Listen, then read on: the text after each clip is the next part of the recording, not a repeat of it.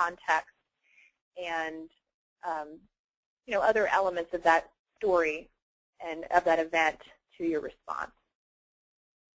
The second type of interview that's very common within consulting firms is the case interview. And you've probably heard about this if you are considering a career in consulting. And it's no lie, they do take practice. What a case interview is they will give you a business scenario or a business question or problem and ask you to work through to a particular recommendation within an allotted time frame, so within somewhere between 10 minutes to 30 minutes. They may ask you, my company's profits are down over the last 3 years. Can you help me identify the sources of problems? Or my company has a drug currently on the market in the United States, and I'd like to expand to market this drug in Europe. What are some considerations when moving into a European market?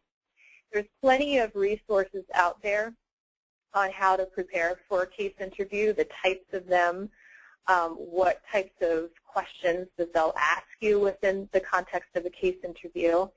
And I can't stress enough how important it is to practice these.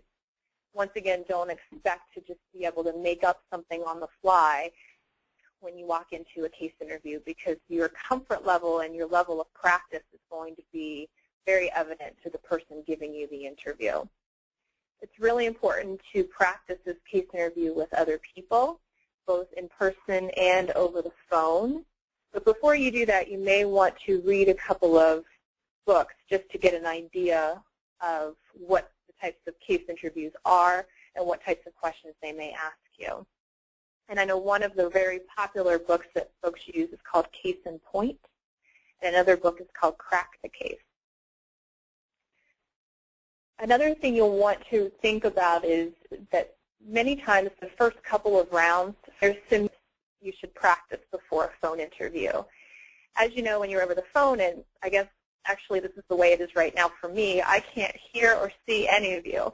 So it's really important to keep checking in with your interviewer and just ask, would you like me to elaborate on this? Or is this making sense to you? Or would you like me to move on to the next question that you asked me?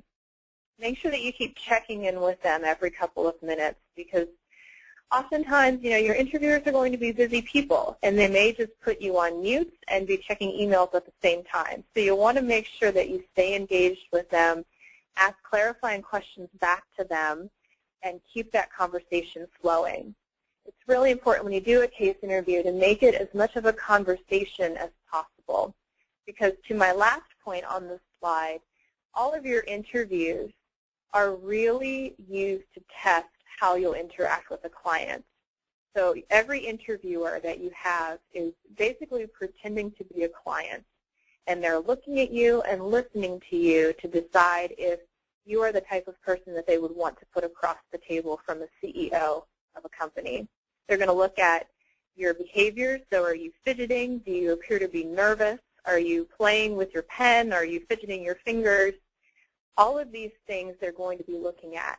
They're also going to be listening to you. Do you use a lot of filler words, a lot of ums and so's and ands? So it's very important to understand what your little behavioral and communication tics are, I guess, for lack of a better word. And when you practice with other people, they'll help you identify, are you making good eye contact? Do you have some little behavioral thing that you do when you're nervous? Do you tuck your hair behind your ears repeatedly? I know that's something I've had to really watch myself on.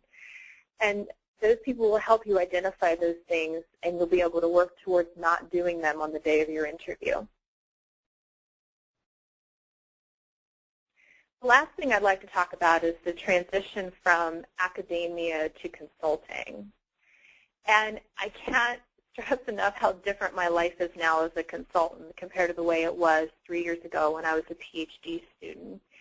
It's true that I worked a lot of hours as a PhD student, and I work a lot of hours now, but the lifestyle is very different. When I worked in the lab, I can remember spending entire days in the mouse colony and didn't even have to interact with another human. But when you're in consulting, you're always in the spotlight. You always have a client listening to you or waiting for a document from you, or you'll have your teammates and your management working side by side with you and watching you and listening to you. And the pressures of constantly being on and being watched is very stressful, and it does take you time to adjust to that. So just because you've worked 80 hours a week as a PhD or postdoc, it's not quite the same as doing 80 hours a week as a consultant. And on top of that, for firms such as Deloitte that have a travel model, the travel can also be extremely exhausting. Waiting in airports can be stressful. Just the hustle and bustle of getting from the client back to your hotel, back to the next event you need to go to, can be very exhausting. Clients sometimes will ask for things at the last minute too, so you have to learn to expect the unexpected as a consultant. I do my best to plan my schedule and build a to-do list every day, but it inevitably gets shifted around and things get changed and something else takes priority that I never expected. So learning to expect the unexpected is certainly something that you have to learn over time as a consultant, and it's very different from the academic world. I often am asked how I dealt with my PI and my colleagues when I made the choice to move into consulting, because let's be honest, not all PIs are going to be thrilled with the idea of you moving into a consulting position, because they had high hopes of you carrying on their work as an academic scientist, along with your colleagues who may be frankly a little jealous that you figured out what you wanted to do as a career, and they're still working as a PhD student or postdoc and kind of scratching their head and trying to figure out the future. I was very honest with my PI. I did a lot of background research without him knowing and attended seminars like this one to try to get knowledge about it, but I finally had to be honest with him when I had to start interviewing, because these interviews, at least the last round, you have to fly out and be there in person, and that involves travel and time away from the lab. So it was at that point that I became very transparent about what I was doing, and I told my PI I was considering consulting as another opportunity for me. I made it very clear to him that I did not hate academia. I did not regret the time that I spent doing my PhD, but that I have decided that this is a better option for me. He wasn't exactly thrilled about it, I'll be very honest. It took him a little bit of time to come around to it, but eventually he did. And along with my thesis committee, they also, some were a little more happy and, I guess accepting of this option for me than others. So you'll have to deal with that carefully, and you'll have some jealous colleagues as well. I can't stress enough how important it is to take a little bit of time off in between your postdoc and starting your consulting job. Consulting jobs will start out very fast. You will feel like, they like to use the term drinking from the fire hose, because from day one you'll be in training, and as soon as you're done with training you'll more than likely be on a client project. So there is really no rest in between starting that job and getting on a client site. So take a little bit of time off in between, even if it's just a couple of weeks, to unwind, buy a nice set of luggage so you're ready to travel, get some new clothes, and just relax and get ready for your job. And finally, during that time off, if you can continue to read those business publications and learn a little bit more about a business writing style and start to come up with your own craft and your own way of communicating in a business setting, that will help you a lot. So with that, I see that it's 12:40 Eastern Time. So Krista, should we start the Q&A? Yes, thank you, Jenny. We're now ready to start the Q&A session. The lines are open for those of you who are calling in and those who are listening on the internet. You can raise your hand from your webinar control panel. And while we wait for people to do that, I have a question that came in during the presentation from Barbara. And her question is this: how am I supposed to highlight consulting or business experiences on my resume since I don't have much of it? Being part of a demanding postdoctoral program, there is no way to build that one. That's a great question. And, the unfortunate truth is that you're going to have to come up with some. And firms know that everyone is busy and that we are at a bit of a disadvantage from our MBA colleagues who eat, drink, and sleep all of this business jargon and experience. So I would challenge you to take a hard look at the things that you're doing within your postdoc program and figure out what really is a business skill that you're learning. For instance, if you have your own grants, you're going to have to learn how to budget appropriately. You also have to learn how to develop timelines and manage staff. All of those things are certainly business skills. But the unfortunate truth is if you can't come up with some examples of that, you may need to get these other experiences under your belt, which may require you working some pretty late hours. Great. Thank you for that.